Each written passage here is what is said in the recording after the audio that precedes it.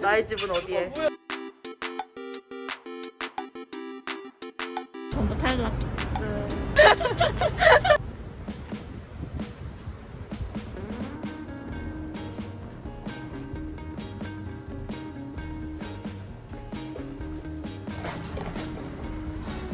구조가 엄청 독특하네. 이런 거는 새로 한 거 같네요. 네, 여기 새거 한 거 같아요.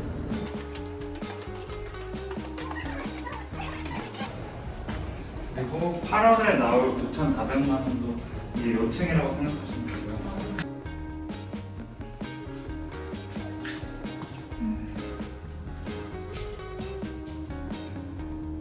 전세 금액을 올리고 안에 다 수리를 해줄 수도 있고요.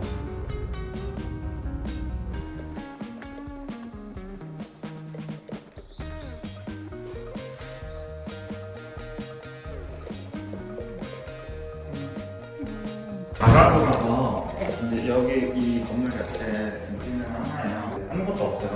아마 될 것 같은데 여기 월세는 어느 정도예요, 대부분? 원룸 같은 경우는 한 50만 원, 거의 1,000만 원을 기준으로 잡아요. 신축 같은 경우에는 무조건 보증금을 많이 안 받아요. 아, 그래야지 월세를 더 많이 받을 수 있으니까. 이렇게 오래된 건물일 줄 작아도 깨끗한 집이었으면 좋겠는데 점점 더러운 집으로 가게 되는 맞아. 여기 봤던 데는 천장이 너무 낮아가지고. 맞아요. 키가 큰 편이 아닌데 그러니까. 아니 이렇게 이만큼밖에 안 남았잖아. 오늘 집을 계약하지 않을까? 이런 생각이 하지만 실패했다. 빨리 구하고 싶다. 자, 지난번에 그렇게 영상이 마무리된 이후로 상황이 어떻게 좀 변화가 생겼나요? 변화요? 집도 더 많이 봤는데 포기하고 이 집에 살아야지 하고 가계약 직전까지 갔다가 결국 계약을 하지 못한 신축이고 좋게 나왔었어요. 물론 1.5룸으로 저의 마음을 점점 이렇게 좁혀서 갔는데 대출 상담사분도 연결 받아가지고 할 수 있냐 했더니 갑자기 대출 상담사분이 네? 다중주택은 안 되는데요? 라고 하는 거예요. 근데 부동산 중개사분은 다 된다고 했거든요. 그리고 자기가 연결시켜주는 대출 상담사분이었어요. 하나은행 대출 상담사분이었고 그 다음날 농협 상담사분한테 연락이 왔어요. 전세대출 90% 받는다고 분명 말씀드렸었는데 네. 그거 90%까지 안 된다는 거예요. 중개사분도 만약 안심 안 되면 카카오 전월세로 하는 거 어떠냐, 그거 뭐 2억 원까지 나오지 않냐고. 재직기간 1년이 되지 않으면 2억 원까지 나오지 않는다고요. 7천만 원까지 나온다고요. 재직기간 1년 미만 다 무직자랑 똑같아요. 도대체 이 대출이 뭐길래 사람의 발목을 이렇게 붙잡는 건지. 맞아.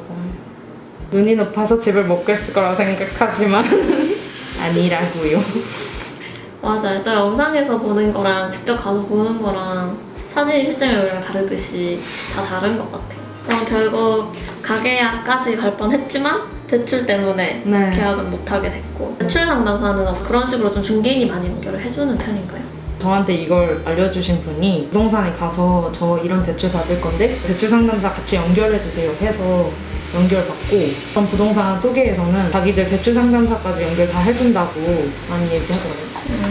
일단 명함을 달라고 하면은 그 명함에 이게 등록번호가 있어요. 대출 상담사 등록번호랑 이제 전화번호 2개로 조회하는 거거든요. 그 사람이 나와요. 이렇게 누구고, 만약에 이게 뜨지 않으면 그 사람은 진짜 대출 상담사가 아닌 거거든요. 아, 약간 사기일 가능성이 다분한. 네, 그쵸. 뭔가 상담을 받거나 하면은 그거에 따른 뭐 수수료나 이런 거를 지급해야 하나요? 대출 받는 사람이 직접 수수료를 주는 건 아니고 수수료 달라고 하는 거는 다 보이스피싱이라고 하더라고요. 대출 상담사가 저를 이제 은행에 해가지고 상품을 소개해주는 거잖아요. 그러면 그 은행에서 대출 상담사한테 수수료가 떨어지는 거지 제가 직접 내는 건 아니에요. 아, 그럼 어쨌든 저한테서 실질적으로 나가는 거는 없는 네, 맞아요. 그냥 좀 네. 프리로 받을 수 있는 서비스인 거죠. 그쵸. 내가 받을 수 있는 대출이 뭐 어떤 대출이 있고 어느 정도의 한도까지 나오고 이런 거를 다 얘기를 해주시는 거죠. 뭐 재직 상태랑 이제 뭐 신용 점수, 재직 기간 전반적인 걸 물어보고 형 정도 이 정도면 어느 정도까지 받을 수 있다 이런 거 얘기해 주시는데 그거 전에 셀프로 체크해 볼 수도 있어요. 원래는 사실 신용점수 보려면 돈 내고 봐야 되잖아요. 카카오에서는 무료로 볼 수 있어서 카카오뱅크 쓰시는 분들은 카카오뱅크에서 신용점수 확인하고 제 카카오뱅크 신용점수는 이거예요 이렇게 말씀드리면 아 이 정도면 뭐 괜찮다라고 말씀해 주시거든요. 페이커에서 무료로 신용정보 확인할 수 있고 신용점수 같은 것도 보수적으로 측정을 하니까 KCB로 많이 보고 그래서 대출 실제로 받을 때도 나이스랑 KCB 두 가지 등급을 같이 보잖아요. 근데 하나가 높아도 하나가 낮으면 낮은 걸로 측정한대요. 그래서 요즘에 등급제에서 점수제로 바뀌었지만 그게 조금 안 익숙한 방식이잖아요. 아직 맞아요. 사람들한테. 그게 그대로 이제 좀 등급으로 많이 알고 있거나 그런 경우도 많아서 그냥 내 점수는 이제 예전 지표 대비 몇 등급 정도에 해당하는지 그런 것들을 볼 수 있는 표도 나와 있다고 합니다. 어쨌든 이제 전세든 월세든 반전세든 간에 이런 좀 청년들이 주거 형태를 유지하기 위해서는 돈이 굉장히 많이 들잖아요. 네. 그때 들어가는 비용들을 부담을 덜어주기 위한 다양한 정책이나 뭐 제도 같은 것들이 나와 있죠. 네, 일단 청년 월세 지원이랑 그리고 청년 임차 보증금 지원, 노장청 쉐어하우스라고 한 지붕 세대 공급 이제 뭐 어르신이랑 청년 연결해가지고 남는 방을 저렴하게 해주는 그런 것도 있고 역세권 청년주택, 청년 전세 임대주택. 신축주택 매입 임대주택이요? 네. 아 신축주택을 매입해서 임대하는 거죠? 네네네. 희망하우징, 그리고 행복주택. 저도 행복주택에 들어가고 싶었는데 그리고 행복기숙사가 있어요. 정보가 중요하다고 생각한 거는 취업하기 전에 청년 취업 지원금을 받았었는데 그것도 진짜 모르는 사람들은 아예 못 받고 맞아요. 네, 진짜 아는 사람만 계속 받을 수 있는 거예요. 국가에서 하는 지원 같은 것들을 이렇게 이름이라도 알아야지 아 이런 거 나도 해볼까? 라고 생각할 수 있기 때문에 맞아요. 내가 조건이 되고 안 되고는 그 뒤에 일이고 어쨌든 이런 것들이 존재한다는 것 자체도 맞아요. 모르는 사람들이 많으니까 네. 막 월세도 다시 나중에 연말정산으로 돌려받을 수 있고 이런 것도 모르는 사람들이 많잖아요. 네. 그래서 이 뒤에부터는 이제 직접 이 제도 중에 몇 가지를 경험해 보시는 분들과 함께 좀 얘기를 쭉 해보려고 합니다. 2016년 정도였던 걸로 기억을 하는데 청년 전세 임대주택이라는 정책의 수혜를 받았었어요. 그 정책은 조금 형태가 독특한데 그냥 일반적으로 보증금을 지원을 해주거나 혹은 월세에 대한 금액을 지원을 해주는 게 아니라 대학생이나 취업준비생들을 대상으로 하는 사업인데요. 혜택 대상자가 살고 싶은 집을 찾아서 LH 쪽에다가 이제 제가 여기 살고 싶습니다 이야기를 하면 LH가 집에 대한 조사를 하고 LH가 집주인이랑 계약을 해서 그 혜택 대상자가 그 LH가 해주는 임대해주는 그 주택에 들어가는 방식이에요. 저는 그 당시에 8천만 원 전셋집을 이제 임대를 했었고 이자를 은행에 납부하는 게 아니라 일정한 금액의 임대료를 LH에 납부하는 방식으로 그 집에 있었어요. 월 20만 원이 조금 안 되는 금액을 이제 LH에 납부를 했었고요.